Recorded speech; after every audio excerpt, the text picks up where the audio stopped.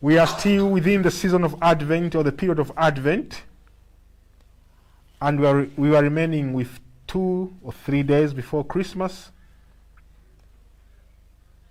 And we need to go back to history and see how God has worked in the life of people. In the first place, our Mother Mary is mentioned very much in the period of Advent, and we can call her one of the principal figures in this season. Therefore, we can say the period of Advent is not complete without this expectant mother, Mother Mary. Of course, the other principal figure that we can speak about is the figure of St. John the Baptist. The Virgin Mary, like any other Jew, expected the coming of the Messiah who shall come and redeem Israel. So for her, Advent, or this waiting of the coming of the Messiah, for her it was very concrete. It was something real, something that she experienced personally 2,000 years ago. What we have in the Gospel is the Song of Mary, a song of praise, a song of thanksgiving, which is only found in the Gospel according to Luke. Luke himself, as a writer, his main focus is on the Virgin Mary.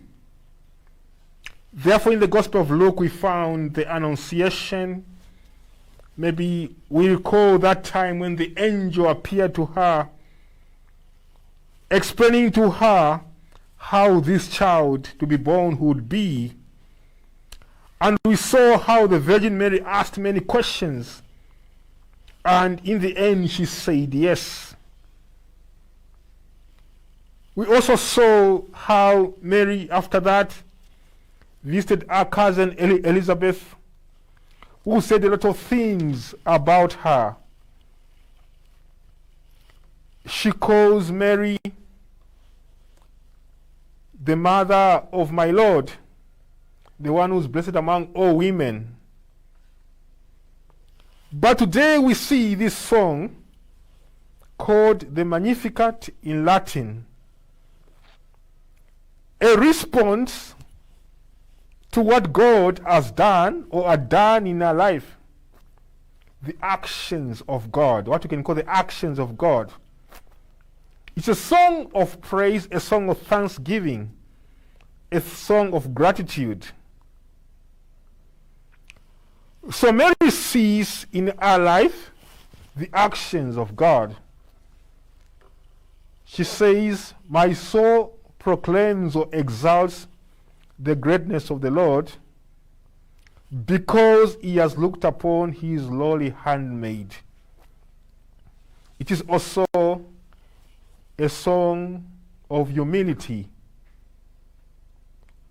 She's not saying she had done herself. She's looking at what God had done in her life. God becomes the center in this song. So it is not a self-exaltation song. A song where one promotes oneself before God, or one elevates oneself before God, or where I come before God and crown my own efforts that see God how much I have achieved in my life. That is a danger, I think, something that God got Lucifer into trouble, also known as pride, where I put myself before God and say, this is how good I am. These are my actions, Lord. This is what I have achieved. This is my success. But for her, the focus is on who? Himself, God, who had done wonders in her life. Something, as we remember in the Annunciation, she never expected. She was even afraid. She was startled when the angel appeared before her. Maybe in our lives we can speak about the wonders that God has worked. Each one of us can recall a moment in our lives when we can say, this God did for me. In your family life, maybe in the life as a student, in your life as a business person, in your work, there's something that we can look at, or maybe to look back and say, God was on my side. And this is our prayer during this Mass, that God may give us the eyes of faith, that we may be able to see and to recognize the wonderful works of God in our own lives.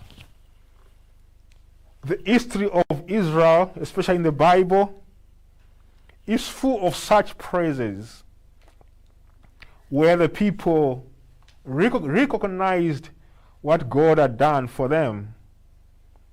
Up to now, the people of Israel, remember especially that journey through the wilderness from Egypt up to the promised land, when God was always among them, when God performed wonders among them at the hands of Moses and Aaron. Of course, at some moments, they did not always see what God was doing, and at one time they even wished to go back to Egypt, to a land of slavery. So we pray even ourselves that our hearts may be soft, that we may have the hearts of flesh, that God who has performed wonders in our lives